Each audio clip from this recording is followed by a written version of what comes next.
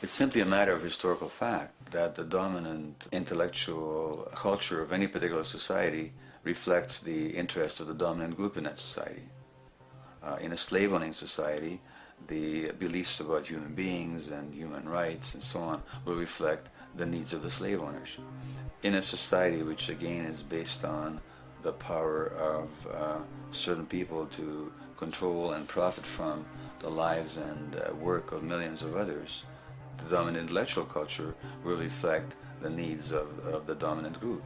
And so that if you look across the board, the ideas that pervade psychology and sociology and history and political economy and political science fundamentally reflect certain elite interests.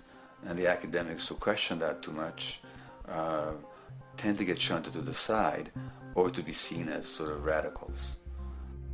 The dominant values of a culture tend to support and perpetuate what is rewarded by that culture. And in a society where success and status is measured by material wealth, not social contribution, it is easy to see why the state of the world is what it is today. We are dealing with a values system disorder, completely denatured, where the priority of personal and social health have become secondary to the detrimental notions of artificial wealth and limitless growth. And like a virus, this disorder now permeates every facet of government, news media, entertainment, and even academia. And built into its structure are mechanisms of protection from anything that might interfere. Disciples of the monetary market religion, the self-appointed guardians of the status quo, constantly seek out ways to avoid any form of thought which might interfere with their beliefs, the most common of which are projected dualities. If you are not a Republican, you must be a Democrat. If you are not a Christian, you might be a Satanist. And if you feel society can be greatly improved to consider perhaps, taking care of everyone, you're just a utopianist. And the most insidious of them all, if you are not for the free market, you must be against freedom itself. I'm a believer in freedom.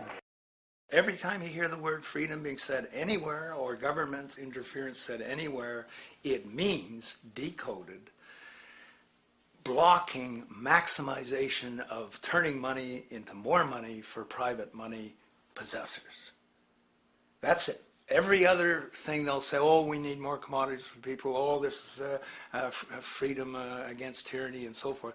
Every time you see it, you can decode it down to that. And I think you'll find a one-to-one correlation with every time they use it.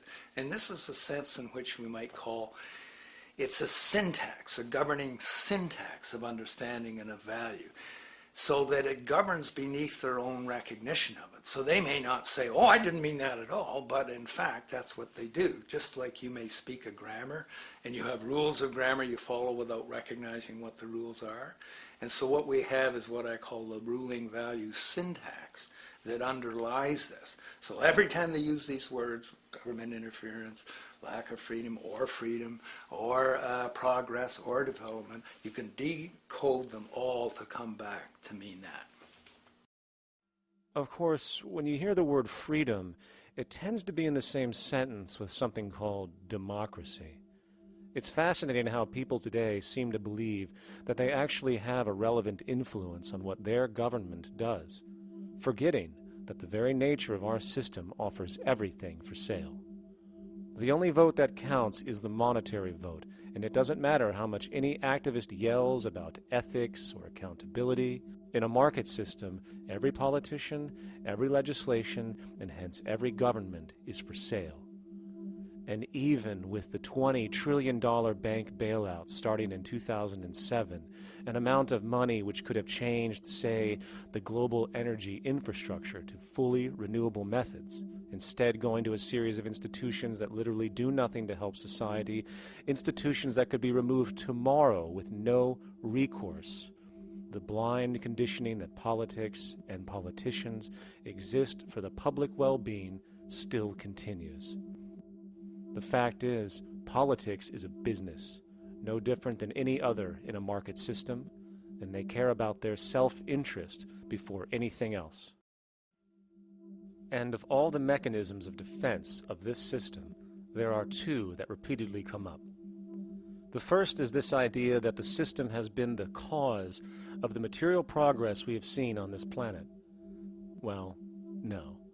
There are basically two root causes which have created the increased so-called wealth and population growth we see today. One, the exponential advancement of production technology, hence scientific ingenuity.